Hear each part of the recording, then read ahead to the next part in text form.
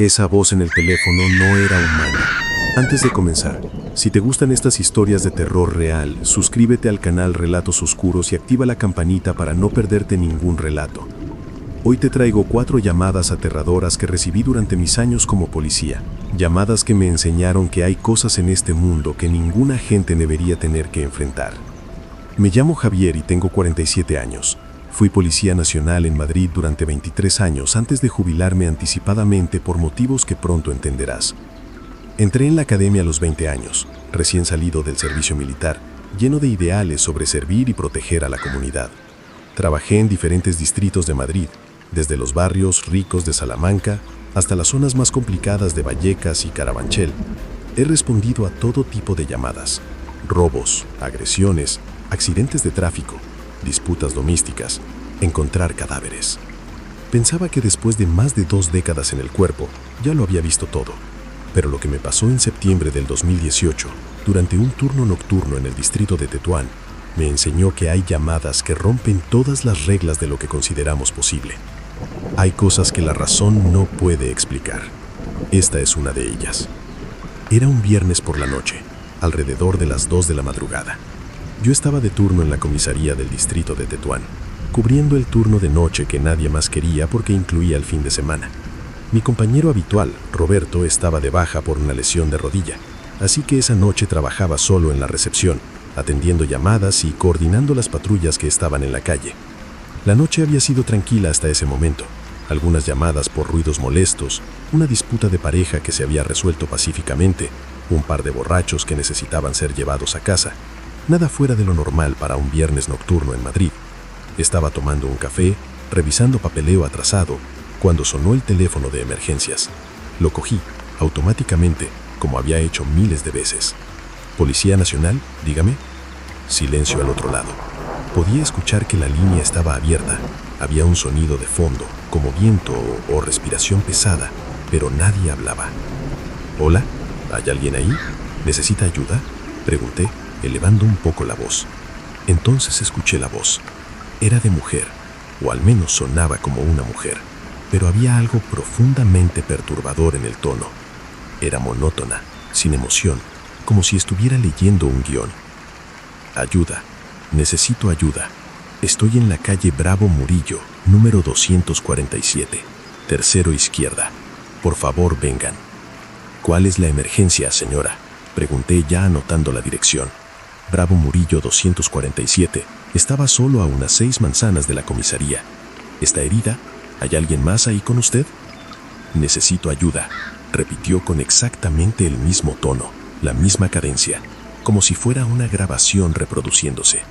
Por favor, vengan. Tercero izquierda. Algo en mi instinto me decía que esto no era normal.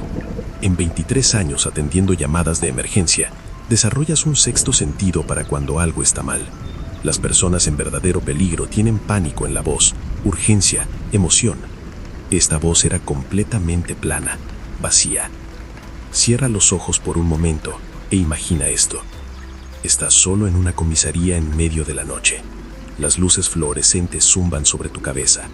Afuera, las calles de Madrid están mayormente vacías, y al teléfono escuchas una voz que suena humana, pero que de alguna manera no lo es. Señora, ¿me puede decir cuál es la naturaleza de su emergencia?, insistí. ¿Hay un intruso? ¿Necesita asistencia médica?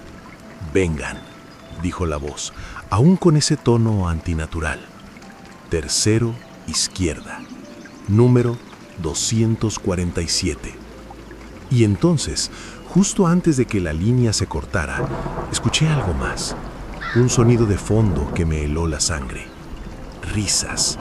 Múltiples risas, agudas y estridentes como de niños. Pero había algo malo en esas risas, algo que no sonaba infantil en absoluto. La línea se cortó. Intenté llamar de vuelta al número, pero no había tono de llamada, solo silencio muerto.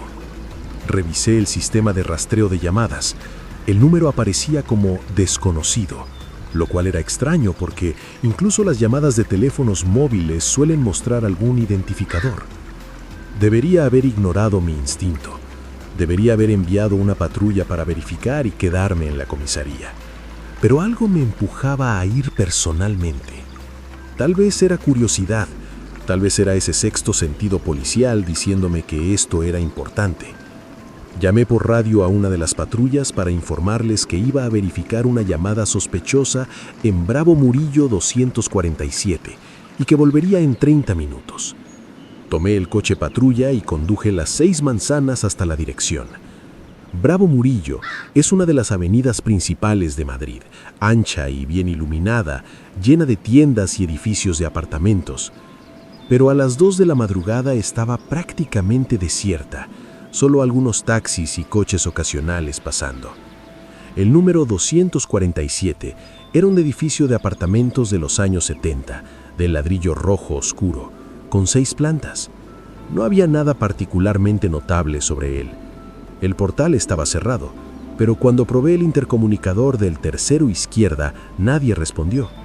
Probé otros apartamentos hasta que alguien, medio dormido y molesto, abrió el portal sin preguntar quién era. Subí las escaleras en lugar de tomar el ascensor.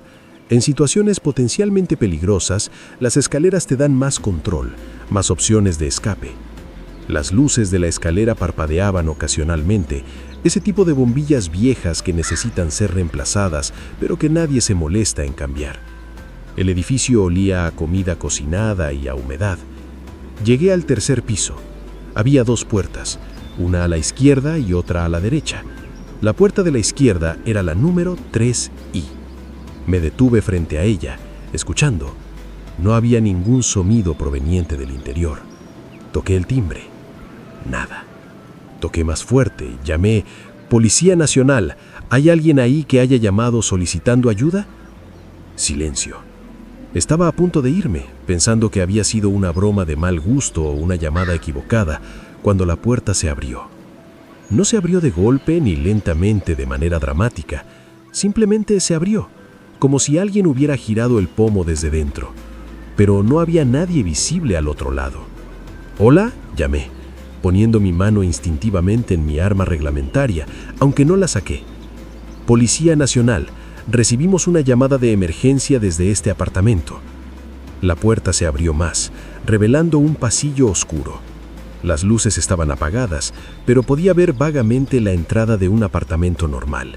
Perchero para abrigos, zapatero, una pequeña mesita con un vasaje. Todo parecía completamente ordinario. Saqué mi linterna y entré, anunciando mi presencia. «Policía Nacional, si hay alguien aquí que necesite ayuda, identifíquese». Mi voz sonaba más fuerte de lo que pretendía, reflejando en las paredes del apartamento vacío. Caminé por el pasillo, iluminando cada habitación a medida que pasaba.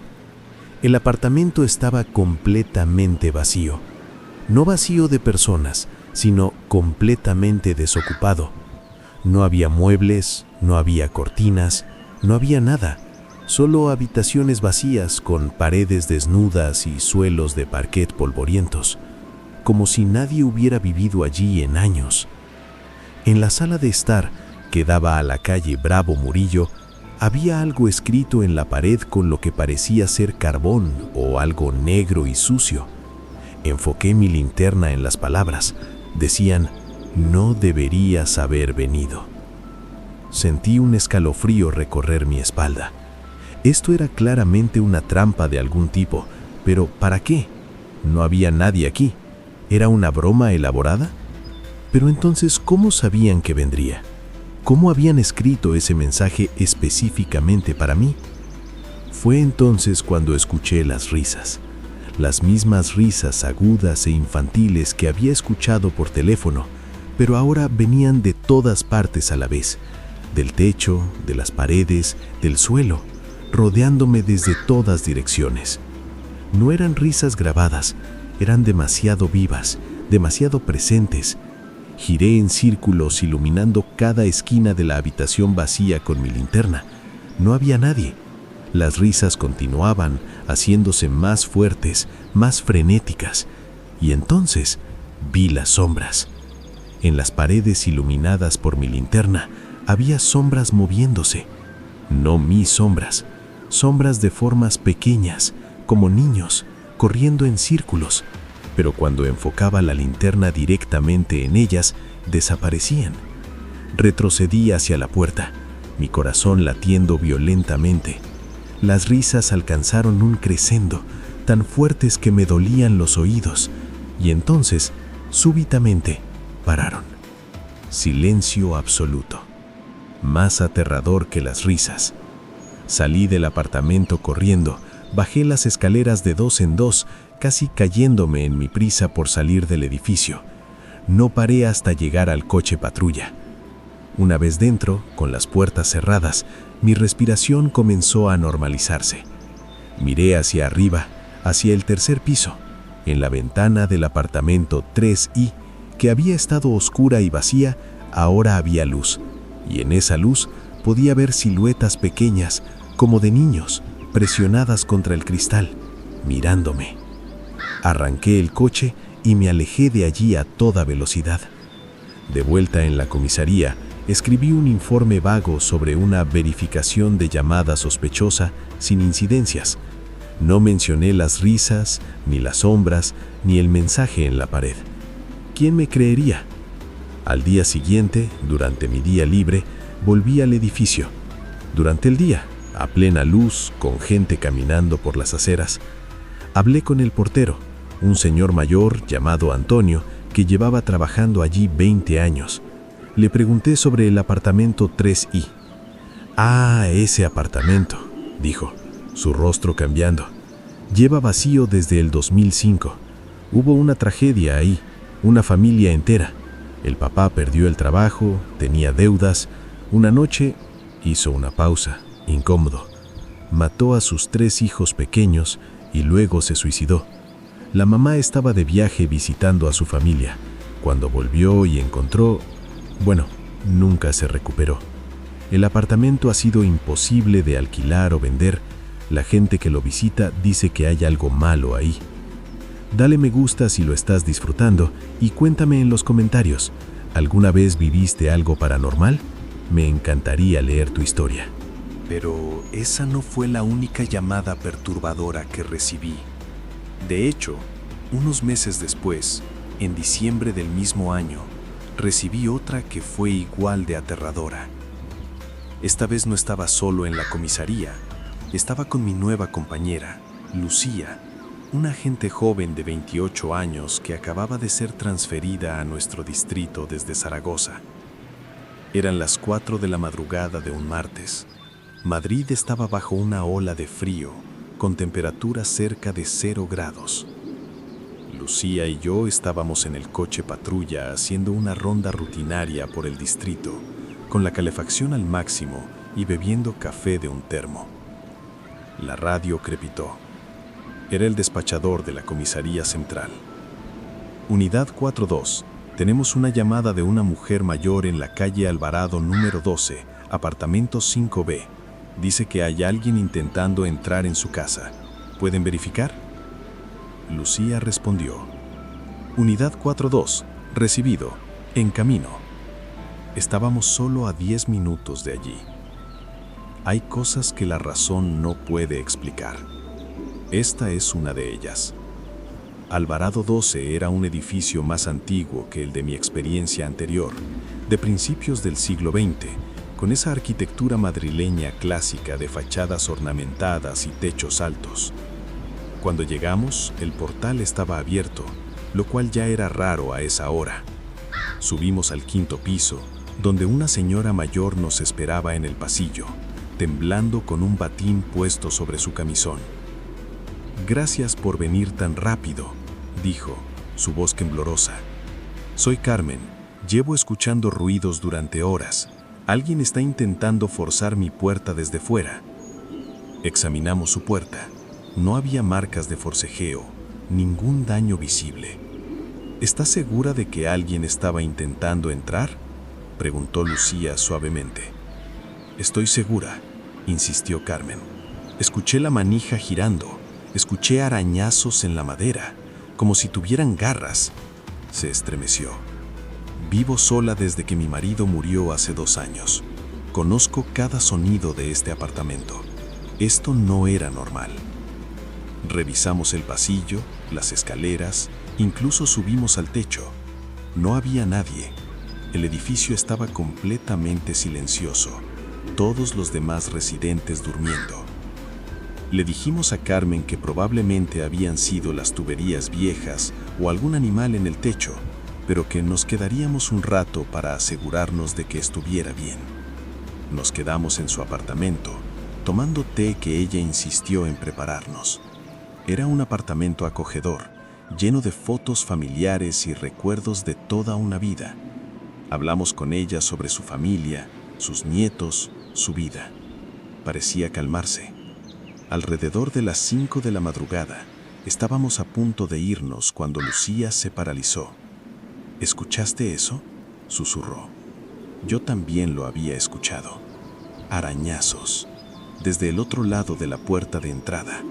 Un sonido como de uñas o algo duro raspando contra la madera. Lento, deliberado, de arriba a abajo. Me levanté rápidamente, haciendo señas a Carmen que se quedara atrás. Lucía y yo nos acercamos a la puerta. Los arañazos continuaban, más fuertes ahora. Puse mi mano en el pomo de la puerta y miré a Lucía. Ella asintió, su mano en su arma. Abrí la puerta de golpe. No había nadie. El pasillo estaba completamente vacío, iluminado por las luces fluorescentes viejas. Pero en la puerta de Carmen, en la pintura blanca, había marcas profundas, como arañazos, que definitivamente no habían estado ahí cuando llegamos. Eran largas, paralelas, como si alguien con uñas muy largas o garras hubiera arañado la puerta repetidamente. Lucía pasó su mano sobre las marcas incrédula. Esto no puede ser real. Registramos todo el edificio. Despertamos a algunos vecinos, preguntándoles si habían visto o escuchado algo. Nadie había escuchado nada excepto Carmen, y nadie podía explicar las marcas en su puerta.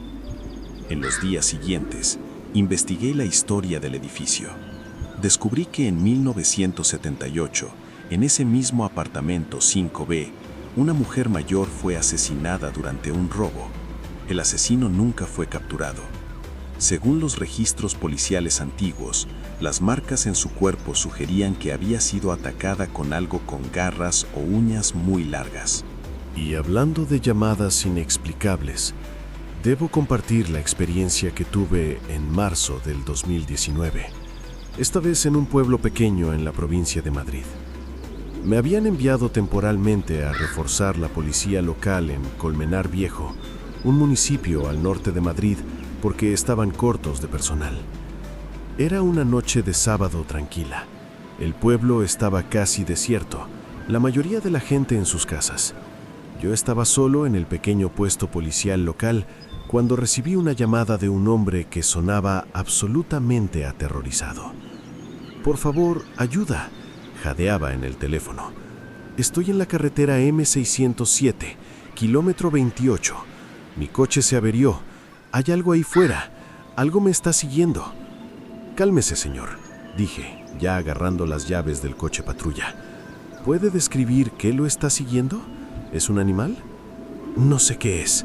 Su voz subía de tono, al borde del pánico. «Es grande, camina en 2 patas a veces, pero se mueve como un animal. Tiene ojos que brillan en la oscuridad. Por favor, dese prisa». Hay cosas que la razón no puede explicar. Esta es una de ellas. Conduje rápido por la M607, la carretera que conecta Colmenar Viejo con Madrid. A esa hora de la noche estaba completamente desierta, sin otros coches a la vista. El kilómetro 28 estaba en una zona boscosa, rodeada de pinos y vegetación densa. Vi su coche a un lado de la carretera, un Seat viejo con las luces de emergencia parpadeando. Aparqué detrás y salí con mi linterna. «¿Policía local? ¿Hay alguien ahí?» La puerta del conductor se abrió y un hombre salió corriendo hacia mí. Era de unos 40 años, con el pelo despeinado y los ojos salvajes de miedo. Gracias a Dios que llegó. Está en el bosque. Lo vi entrar ahí cuando vio sus luces. «¿Qué vio exactamente?», pregunté, enfocando mi linterna hacia el bosque oscuro. «No lo sé. Temblaba, aunque no hacía tanto frío. Era alto, más de 2 metros. Al principio pensé que era un hombre grande, pero se movía mal, como si las articulaciones no funcionaran correctamente. Y los ojos, cuando me miró, sus ojos brillaban como los de un gato, pero rojos. Revisé su coche. El motor estaba frío, como si llevara horas parado. El hombre, que dijo llamarse Miguel, explicó que había salido tarde de Madrid y el coche había empezado a fallar. Cuando se detuvo a un lado de la carretera para llamar a una grúa, vio la cosa salir del bosque. ¿Cuánto tiempo lleva esperando aquí?, pregunté. Casi 2 horas, dijo. Llamé al 112 hace 1 hora, pero me dijeron que todas las unidades estaban ocupadas con un accidente en la autopista. Seguí llamando cada 10 minutos. Eso era extraño. Yo había estado en el puesto policial toda la noche y no había recibido ninguna llamada de él hasta hacía 15 minutos. Revisé mi radio. Funcionaba perfectamente. Decidí echar un vistazo al bosque. Le dije a Miguel que se quedara en mi coche patrulla con las puertas cerradas. Me adentré en el bosque con mi linterna, siguiendo lo que parecían ser marcas de algo grande que había pasado por ahí. Ramas rotas, hojas removidas. Unos 50 metros dentro del bosque, encontré algo que me hizo detenerme en seco. Había un claro pequeño, y en el centro había huesos, muchos huesos. Eran huesos de animales, principalmente ciervos y jabalíes por el tamaño, dispuestos en un patrón circular extraño, como si alguien o algo estuviera comiendo ahí regularmente y organizando los restos. Y entonces escuché el sonido, un gruñido bajo, gutural, que no sonaba como ningún animal que conociera. Venía de más adentro del bosque, moviéndose entre los árboles. Retrocedí lentamente, manteniendo mi linterna enfocada en la dirección del sonido. Vi movimiento entre los árboles, algo grande desplazándose. Por un momento, mi luz captó 2 puntos brillantes, rojos, mirándome en la oscuridad, a la altura de donde estarían los ojos de algo muy alto. No esperé a ver más. Volví corriendo al coche patrulla. Le dije a Miguel que lo llevaría a Colmenar Viejo y que mandaría una grúa por su coche por la mañana. Él no protestó, estaba ansioso por irse de allí. Cuando llegamos al pueblo, llamé a Guardia Civil e informé sobre lo que había visto. Enviaron una patrulla a la zona el día siguiente. No encontraron nada excepto los huesos que yo había visto, que determinaron eran de animales salvajes cazados por lobos o perros salvajes. Pero los lobos no disponen huesos en patrones geométricos, y los ojos de los lobos brillan verde o amarillo en la oscuridad. Para cerrar estas historias inquietantes, quiero compartir la última llamada perturbadora que recibí antes de jubilarme. Fue en junio del 2020, durante la pandemia, cuando todo el mundo estaba en confinamiento. Yo estaba de guardia nocturna en la comisaría, casi solo porque el personal estaba reducido. Recibí una llamada de emergencia de un número de teléfono fijo. Una voz de niña pequeña llorando. «Por favor, ayuda. Mi mamá no se despierta». «¿Dónde estás, cariño?», pregunté, mi corazón ya acelerándose. Llamadas de niños pequeños solos siempre son las peores. Ella dio una dirección en el distrito de Chamberí. Envié inmediatamente una ambulancia y fui yo mismo en el coche patrulla. Cuando llegué, la ambulancia ya estaba ahí. Los paramédicos habían entrado al apartamento. Me dijeron que la madre estaba muerta, probablemente desde hacía horas. Paro cardíaco. Pero no había ningún niño en el apartamento. Buscamos por todas partes. El apartamento tenía 2 dormitorios, pero el segundo estaba completamente vacío. Ni siquiera había una cama. No había juguetes, no había ropa de niño, nada. Pregunté a los vecinos. Me dijeron que la mujer vivía sola. No tenía hijos. Nunca había tenido hijos. Revisé el número desde donde se había hecho la llamada. Era el teléfono fijo del apartamento. El apartamento donde solo estaba la mujer muerta.